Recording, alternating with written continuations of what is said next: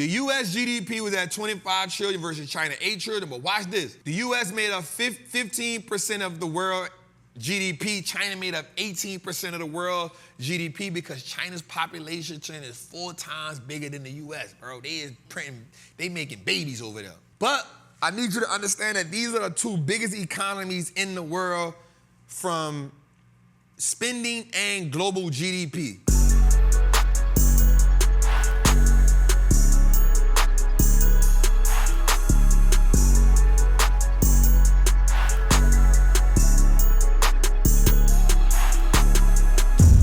Here's a conversation that everybody been talking about. And everybody been DMing me asking this question, Jose. Trap, what do you think about BRICS? Trap, what do you think about BRICS? Trap, what do you think about BRICS? So here's what I think about BRICS. I'm gonna keep it real with you. The American dollar is still used 54% of all transactions. In July, transactions was up around the world 46%, highest it's ever been as far as 1 month. What does that mean? That means that the American dollar is still the strongest US dollar, the strongest currency in the world. Now, here's what I never understand. I live in America. Why would I want America to fall? I live here. I never understood that. Now, do I think America is weird, to say the least? Of course it is. But what I will say is this: I'm not Republican nor Democrat. I'm for my people, and I want us to make some money. What I will say is there's a lot of things that we can learn if we just look at the blueprint of how America got how America is. I will say this: you go to China, there's a cap on what you can become. If you go to Russia, there's a cap on what you can do. What I will say is you could come to America, or you could be born in America. Will you have to, listen, I'm a black man born in America. Racism gonna be here. I found it here. It ain't going nowhere. But guess what? If I no longer use that as a reason why I cannot become what I want to become, then I can be whatever I want to be. I can change my family's financial blueprint. Will it be easy? Nope. Will it be hard? Yes. Will there be adversity? Yes. Is it possible? Hell yeah. There are more wealthy black people in the world now than ever before. There's more people that look like us, talk like us, sound like us that are wealthy than ever before. We are 100% everything that our ancestors wished for. We have to take sole control of that. We have to make that, oh, there we go, Jose, obligatory. We got to set a new standard. The problem is we not setting a new standard, and then when we don't get where we want to get at in life, there's 100 excuses we can make. Newsflash, the excuse only sounds good to the person who's making it, because nobody else don't want to hear that. I read a book the other day that says, what's the easiest way to become successful? Change your habits.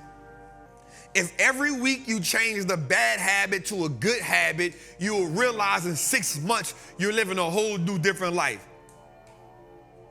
Change 1 glass of alcohol to 1 glass of water. Change one buying thing that you buy every week, change that to money you use to invest. 1 hour spent watching something that wastes time, use that 1 hour now into reading a book. If you change the habit every day of the week, I promise you by mid-year, you'll have a completely different life. If you did it for 1 year, you'll have a life that you never thought you would be living. You will be healthier, you will be smarter, you will be wealthier. You will have more money in your bank account. The problem is you want to have a new life with the old. You can't bring the old luggage to a new destination. You cannot do it. And you don't want to let go of the luggage. You want to bring the luggage with you. You want to bring the baggage with you. That ain't going to happen. Listen, y'all know I'm from New Orleans, man. Y'all know, like, there's a lot of things about me that I had to change. I had to evolve. A lot of my homies still in the hood, but guess what? I still love them the same. When I go to New Orleans, Jose, he can vouch. I was like, Jose, this is my hood, but we going to have to get up out of here in a few. And my homies hit me like, son, it's all love, but look, it's hot right here. We getting to it right now. I'm like, bet. Next day, what we saw on the news, Jose? Double murder. I said, well, that's the corner where we was at. My homies understand where I'm at. They love me, but they like, bro, it's hot right now. We don't want, and I gotta respect, they respect where I'm at. I don't want to bring that here. You gotta be willing to let some stuff go. You gotta be willing to, Sarah Jake said something this week. She said, don't miss the moment. The problem is you missing the moment because you want to bring everybody. You want to bring all your old habits to where you going. And watch this.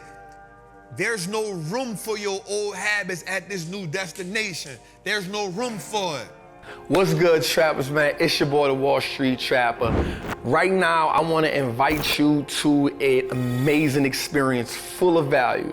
That is my community, Trappers Anonymous. It's 100% the greatest fundamental investing community on the market.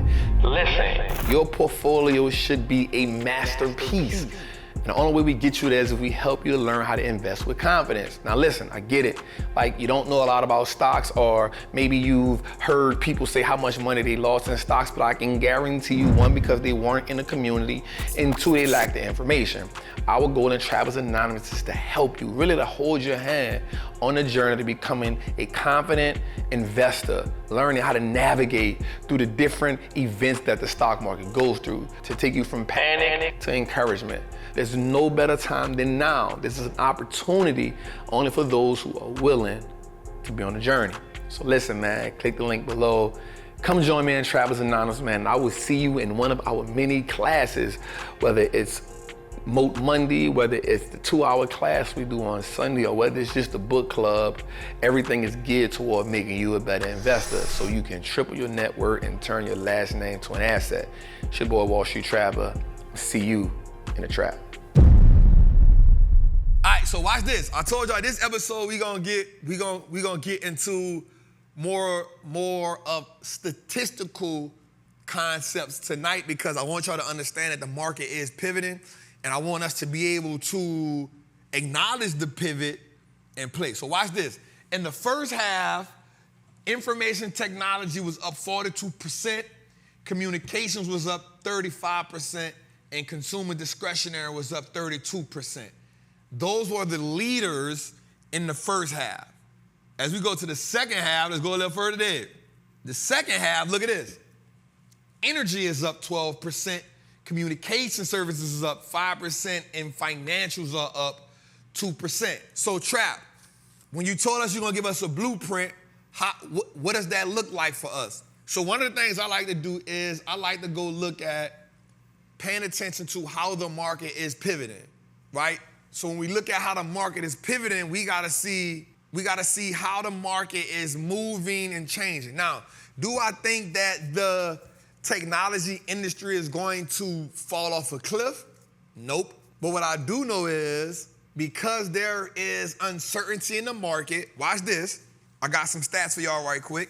Oil is above $88 a barrel. It hasn't traded above $90 a barrel since last November, and now Saudi Arabia just came out with a deal that they want to produce more oil cuts.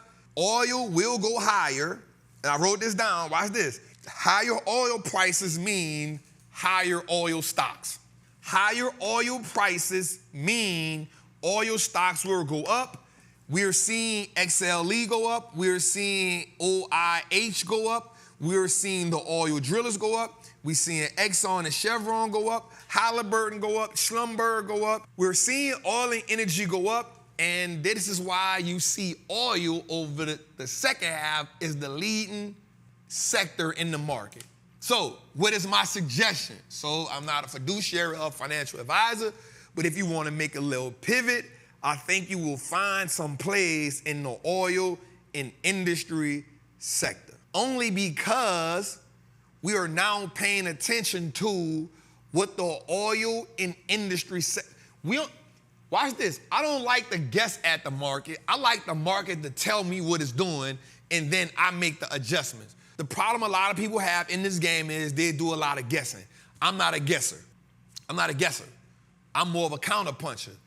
I'm gonna see what the market doing, and then I'll pivot, but I'm paying attention to the market. I need to see that the market is truly gravitating one way. Now, this one doesn't surprise me. Here's why financials don't surprise me, because we saw the financials take a butt whooping the whole first half.